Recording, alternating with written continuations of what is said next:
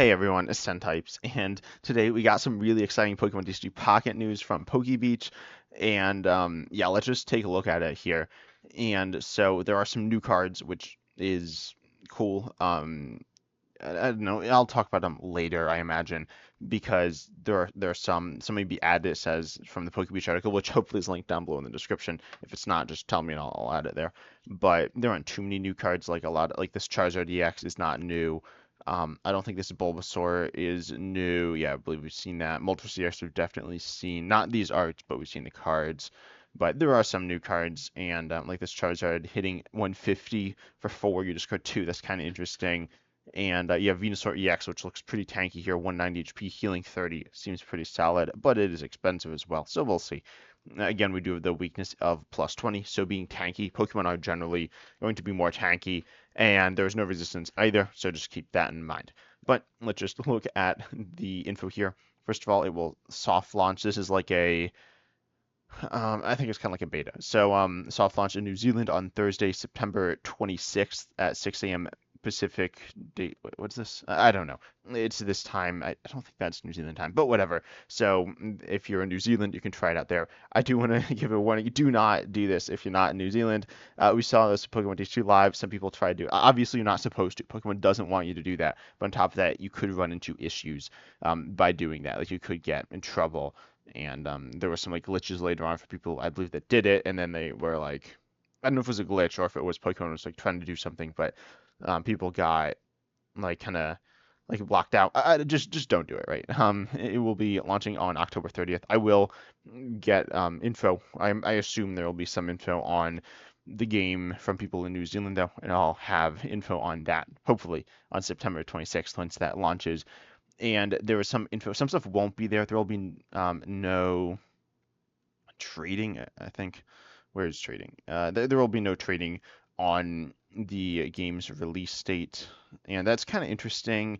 I feel like they're doing that because they don't have it sorted out yet. Trading in Pokemon TCG well, there's no trading in Pokemon TCG Live, which I think the economy in Pokemon TCG Live is really good. It's the best thing about it by far, which is actually a good thing. And Pokemon TCG Online had trading, and that was really bad. I mean, it was bad. There were good aspects to it, but it just didn't work very well. And then it also created for a bit of a problematic economy in some points. So just keep that in mind. And so there will be no trading, which is thing. I'm pretty sure it says it here. But anyways, there will be lots of features though on launch, presumably on the soft launch and then the actual launch. So first of all, battles, you have 20 card decks that you construct, and you can't have more than 2 copies of a card in your deck. I think we knew most of this. Oh, this is not like a deck, but yeah, you can have 2 copies of a card, which is kind of interesting. Obviously, that's less, but it's smaller decks as well. This will mean that you have, well, there are no energies, right? So, and I don't think there are any, there are some trainers though. So you'll have like some trainers, maybe 50-50 if I had to guess, which is still going to be more percentage-wise Pokemon than you do have in standard, which is maybe like 30% or something like that. So that's going to be pretty interesting. We'll see. You'll have less actual Pokemon, maybe 10. I mean, if you have 20 Pokemon in standard, you're not going to have 20 Pokemon in pocket here, but you'll still have a decent chunk of Pokemon. And as it says at the start of the game, you draw 5 cards and put down your active and up to 3 bench Pokemon. And I assume it's like pretty much like regular rules. If something's not like described, it's probably like regular rules.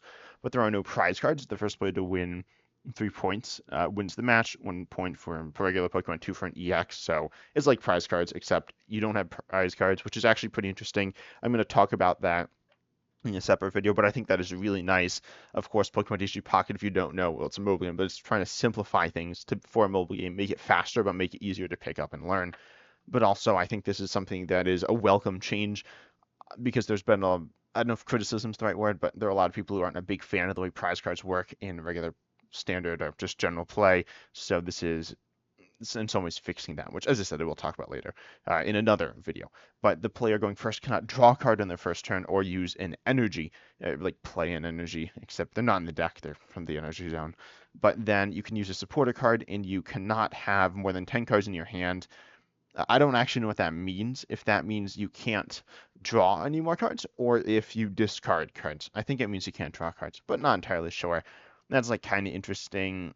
With 10 cards in your hand, that's half your deck, right? And then you'll have obviously have some Pokemon to play, because I'm assuming if you don't have any oh, never mind. There's some info about energy down here, but I assume Pokemon. If you want to have Pokemon, you'll lose. So you have some Pokemon, the energies you will have in play, but they're not cards from your deck. But you will have cards in your discard, probably two as well. So I don't think this 10 card hand limit thing is going to be a big deal, unless we have cards playing around the hand limit, which could actually matter. Then, as we've known for a while, there are no energy cards in the game. Instead, once your turn, an energy card will be generated in your energy zone, and the generated energy are based on the types of Pokemon in your deck. That is very interesting. I don't know exactly what this means, but this could mean that you want to be careful tagging in Pokemon of different energy types because you could run into serious energy problems. There is a serious downside in having different energy types, so that's something to consider. I don't know if it's going to be generating equal amounts of energy of like all the types. I don't think it will. I think it'll be generating energy proportionally based on the energy costs in your deck. If you've played my random battles format, which I haven't done in a while, but I will probably be coming back to at some point soon. That's kind of how I did it, where the energy types in the deck are based around proportionally based on the energy costs of your Pokemon, which I think is what we'll see. But as I said, you need to be careful with that and playing Pokemon with different energy types, such as there aren't any Dragon Pokemon. But if you have a Dragon Pokemon in your deck, which there are, just not here, then that could be an issue. Not like a massive, like not a don't play this issue, but like you might run into problems issue. And then you'll be able to see energy that will be generated during your next turn. Okay, that's pretty interesting. I don't know where that is, if that's here. Oh, I think it is here. I think there's like two energies here, like this turn and next turn. And the energy zone only holds one energy at a time. If a card lets you attach another energy such as Meltan, that energy will appear in your energy zone for usage. Not exactly sure what that means, but yeah, that you can like accelerate energies. I think it just kind of works intuitively how you just like accelerate energies and attach energies and stuff like that. But you attach one energy every turn, pretty much like normal play, except for that it's not taking up card slots in your deck. So that is kind of cool, and yeah, that's just the main difference. Then ranked mode, there's no ranked mode. I don't know if this was specifically said. I mean, I might I don't I can't think of the last time I've talked about ranked mode on this channel. I know I talked about it a lot when Pokemon TCG Live was announced, and I said I wasn't a big fan of ranked mode. I still kind of stand by that. I don't think ranked mode's like ruining the game, but I do think it is a bit of a negative. It has caused a bit more toxicity on the ladder, like the rank ladder, which isn't great. I've certainly noticed it. I don't know if it's more than Pokemon TCG Online, which didn't have the rank ladder, and I think in casual play, there isn't that much toxicity. It's not like super bad though, so I don't think rank mode is like super bad for the game, or I don't think it's that good either. I do think it will be a problem in Pocket though, because it's going to be really annoying because the game will be kind of pay to win, which, I think it kind of works. I think it'll be okay. I don't think it'll be like super pay to win. Am I just predicting that? Like, I think you will get some advantage paying more money, which we'll talk about the how you get more cards, but I believe that you will be able to like still win if you don't aren't paying any money because you can just play better. Like if you're watching this video, you probably there's a good chance you play the Pokemon TCG and you're like pretty solid at it. And then I predict a lot of the people playing Pocket will not be very good at the Pokemon TCG. So if you just play better, you'll win, and that will be able to make up for not spending as much money. Of course, if you are playing against someone the same skill level, spending more money will probably help, but I don't think it'll be the end all be all. We've seen some very good cards that are like lower rarities. So I think you will be able to get those cards without too much of an issue after probably a few weeks. I think you'll need to build up your collection for a couple of weeks before you can make a solid deck, which is a little annoying. Well, it's annoying to play. I feel like it's a bit of a something that can turn you away from the game as well. That's kind of a weird. I don't know how many cards you'll have to start with, but if you get a lot of cards to start with, then it's not that big of an issue. You get like a decent chunk, you get some solid decks. But then if you start with like almost nothing, you just have to like pull everything from packs. That'll be a little annoying for new players, which seems like something Pokemon shouldn't do because that's just going to discourage new players from like continuing to get into it. But we'll see. I don't think it'll be unfun for new players, though. I think Pokemon really will care a lot about new players. But anyway, no ranked mode is certainly not a bad thing in my opinion. But there needs to be like some form of skill based or like hidden rank based matchmaking, which Pokemon TCG Online had. I don't know if Pokemon TCG Live has on its casual ladders. I have not. I don't know if they do or not. I think they should. You should always have some like matchmaking system that's trying to match you with people with similar skill levels, assuming you have enough players, which Pocket definitely will have enough players. I have no doubt about that. Well, maybe not when it launches in New Zealand, but certainly when it like fully launches. But I imagine Pokemon wants they're launching in New Zealand, which is pretty small. I don't know exactly how like big or small it is, but obviously it's much smaller than the population of the entire world, and so Pokemon is wanting to do it with just a few like with a lot less people so their servers can handle it, and if there are mistakes and issues, which I think there will be. This is over a month that they're having for this um, beta is what I'll just call it here. I don't really know if that's the right term, but I'll call it the beta. Then actually that's not that long, but Pokemon is spending a lot of resources, so it should be long enough for them. Then there are no plans for real world pocket events. Obviously, it's a mobile game. Some people are kind of like annoyed that there's not like real cards. I mean, that's like the whole point, right? Like the whole point is to create this mobile game that if you like the physical TCG for various reasons, then you can also try this online game. You can collect these online cards, and that's the whole point. So yeah, but there might be real world events at some point. I would not be shocked if Pocket's doing really well 5 years from now, if it's at like the World Championships, for example, is obviously a real world like tournament. Maybe not though. Who knows? But you got stuff like Pokemon Go. I mean, you have different things at the World Championships, and this showing up, I don't think would be a big shocker. Then pack opening and collection. This is the most important thing. By default, you can open one booster pack every 12 hours, which equals 2 packs a day. But if you miss it, it's not like you need to be on the app at that exact time, but there's a countdown that begins when you open when you open a pack, where you can open the next one. So this means you'll need to check into the app at least every 12 hours. I'm not exactly sure what this means. Like if you check in early, you can't open it. I don't exactly know what this means for PokeBeach.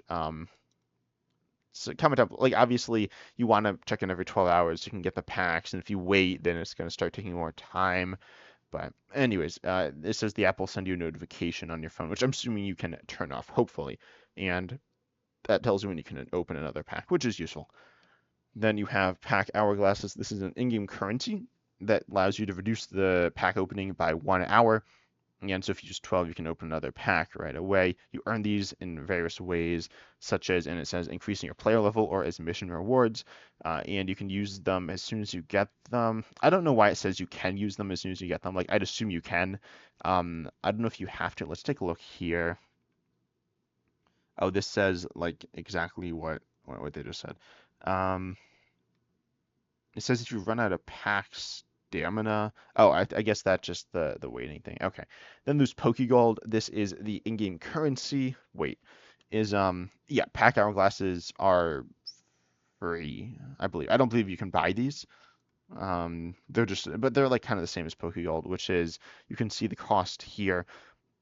So, that's fine. I think it's cheaper to buy the cheaper one, whatever. So you can buy Pokegold, and that's the thing. So you can go ahead and use Pokegold to reduce the pack opening time by 2 hours, which is like the hourglass thing, but instead of 1 hourglass, it's two. You can buy this, and you cannot use more than 720 per day, which is 120 packs or $150, which is a lot of money. Um, it's a lot of money to be spending that like every day. I mean, it's a lot of money to spend like in general on something that's like over the course of let's say like a week or a month. That's a bunch of money to spend. I mean, it's a mobile game, right? So I definitely encourage people not to spend money on this early on, um, because maybe they will make stuff more expensive. I don't think they will. I wouldn't be shocked if they make it a little more expensive, but I don't think Pokemon's gonna just say like, oh, it's cheap for the first month, then we're just gonna ramp it up. They could, but I hope not, obviously. But I'd say be careful of spending your money on this, just to check it out if you do plan on spending money on it. But I believe that you will be able to enjoy the game free as well. That's how I plan on playing it. Certainly, if I can make content on it without spending money, we'll see from there. But yeah, Pokegold can be purchased also be used to purchase virtual TCG accessories. Of course, I'm going to say don't buy those. They are, I mean, if you actually want to be able to play the game, then buying those is just going to hurt you. If you somehow have extra Pokegold, I mean, you could. I don't think you can get this for free, but I'm not sure. Then there is also, it says you can exchange. Oh no. Um, so yeah, you can get packs through like daily packs plus these other currencies. Then you also get 10 pack points for every booster pack you open, which you can see here can be used to exchange for cards. And this is expensive, right? You every day you get, let's say, 20 pack points if you're opening all your packs. And so every few days you can get some, like maybe like once a week or every few days you can get a card, but it's going to be hard to get cards you want. It says handy, it's handy if you can't pull a certain card, but oh, and of course, I'm also going to say don't buy alternate arts because it'll be more expensive. So I would not recommend doing that, because that is something that will just limit you. But if you pull them, that'll be fun. But yeah, so it's only useful if you're like opening a bunch of packs and you can't pull a card. I'd say wait to do this until honestly, like 2 weeks in, I'd say probably don't craft any cards. Then Premium Pass and Premium Missions. This is something that might be worth buying as posted before. It's $10 a month for the Premium Pass, allowing you to open a thread booster pack each day, and also unlocks Premium Missions. This might say that it's every 8 hours you get a card, which you might be sleeping then, depending on your like sleep schedule. So that's a little awkward. But Premium Missions allow you to get reward promo cards and accessories like sleeves and coins. Sleeves and coins obviously aren't super useful for gameplay. Promo cards are only moderately useful, I feel like. So yeah, that's the thing. Um, then you can try the premium pass 2 weeks for free, which I will certainly be doing. I'd recommend doing that. I hope you don't need to like put in like credit card info or something like that to try that out. So hopefully it won't automatically redeem once it runs out the free trial. But definitely I'd recommend you try that. Hopefully that's not only available to New Zealand players. That'll be kind of annoying, but whatever. And then pull rates. To comply with the laws, they need to tell you the pull rates. So there are the pull rates. The game will not be available in Netherlands, Belgium, or other countries with strict gaming laws. That seems like not good. I hope this gets addressed in some way. Not saying this is the fault of the countries. I'm saying this is the fault of Pokemon. The laws are kind of weird because Pokemon, it would like gambling and stuff. But I hope Pokemon is able to figure out a way to get this. I mean, a big part of the game is that it's accessible to everyone, um, in ways that Pokemon Digital Live isn't. But if it's not accessible to everyone, I feel like that's an issue. I can play it, but other people can't, which is an issue. Shine Dust, though, allows you to add custom animations. Lovely. You can connect with friends to play locally offline or online as well. And then you can, or just locally or online. I guess you're still online, but you use a custom code to battle or trade other players. So that's pretty cool. Or trade with other players. And so that's nice. It won't be available at launch, but this is a way to get cards. I don't exactly know if you can just trade completely for free all the time, because then you could just pass around cards to the group of friends, which Pokemon might not want, but that might be something you could do. And when you first open the game, you'll get a booster with one of three Canto Pokemon, as well as its like special Star Rarity version. Item cards are not available in the set Genetic Apex, but they will be. It says this will prevent them from clawing at pack openings, which seems kind of weird. Like I feel like trainer cards are like, or item cards are really important. Though I guess supporters will be there, but you can get them through tutorials and other means, which is super important, giving you the staple cards for free, which is awesome. This is the last thing that's pretty. There's two things. There's no predetermined schedule for releasing new sets. The developers will assess how much of the player base has collected sets before releasing another one. This is kind of cool. It gives them a lot of freedom to do what they want, assuming they do a good job. This is good. If they don't do a good job, obviously this is bad. So that's cool, though. I feel like Pokemon is putting a lot of trust in their team, and they have a team that they trust, that they think is good, and has done good things in the past, because this is not developed by the same group that made Pokemon TCG Live, or the same group that made Pokemon TCG Online. It's made by a group that made Dione and some other people who made some good games for Pokemon, some solid games at least.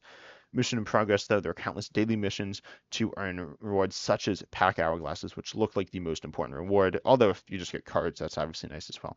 You can get them by logging in, um, opening 4 booster packs. Wait, but that's what? As a daily mission, but then you have to pay money. Okay, that seems kind of like silly. Trading, collecting cards, and then like reaching these levels. This seems kind of weird. Like, how do you? Surely a daily mission should be like something you can actually like achieve. Like, you can't achieve this without paying money or getting other daily missions. I don't know. This is kind of weird. It says there's also solo mode for battling against the AI, which seems kind of cool. Um, that's fine. I don't know if like AI is actually AI. I feel like it's not AI, but whatever. You can use this to battle and get Oh, you can use AI to battle for you, and you can create decks based on cards you have. This will all the game will also offer pre-constructed decks for rental. I don't know exactly what that means. Obviously, it seems kind of annoying to rent decks on an online game. Hopefully, those are free. That would be kind of weird if you have these like rental cards you don't own and you have to pay money for like online cards, but whatever. So that's the update on Pokemon TCG Pocket. Definitely interested in seeing where this is going, but yeah, I think this is going to be cool. I'm looking forward to it. The cards look fun, not too crazy. I would like to see a little more complexity in the cards, but still very excited to try it out. And I think it will be a fun game, and I think it will be um, to some degree accessible. Hopefully, it will be very accessible in terms of who can play it, and then in terms of course, the cost. The cost is the big issue, but we'll see. But I hope you enjoyed. Consider liking, subscribing, hitting the bell, all that good stuff. And as always, I'm excited to see you in the next video.